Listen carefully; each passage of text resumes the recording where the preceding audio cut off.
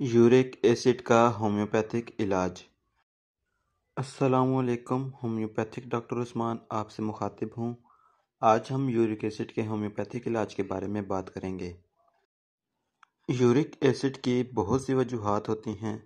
मिसाल के तौर पर कुछ खुराकें जैसा कि सुर्ख गोश्त, शेलफिश वगैरह और मोटापा, अद्वियात, पानी की कमी, किसी किस्म का नशा करना वगैरह वगैरह।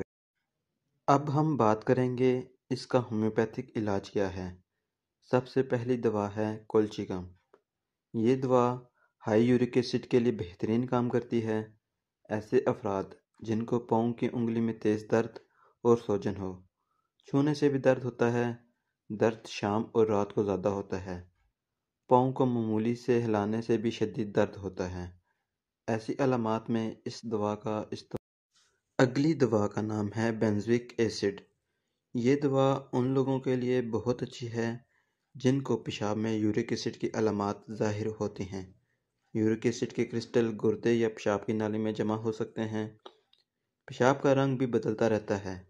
जिन लोगों को जोड़ों में दर्द होती है, पाँव की बड़ी उंगली में सूजन हो सकती है, जिसकी वजह से चलने फिरने में भी मुश्किल होती है, और ये दवा घुटनों के दर्द के लिए भी बहुत अच्छा काम। अगली दवा का नाम है लेडमपाल। खून में यूरिक एसिड की ज़्यादा मिकदार वाले लोगों के लिए ये दवा बहुत अच्छी है, और जिन लोगों को जिस्म के तमाम जोड़ों में दर्द होता है और कोई काम आसानी से नहीं कर सकते और दर्द की वजह से उनकी ज़िंदगी अज़ाब बनी हुई है, ऐसे लोगों में ये दवा अगली दवा का नाम है लिथियम कार्ब।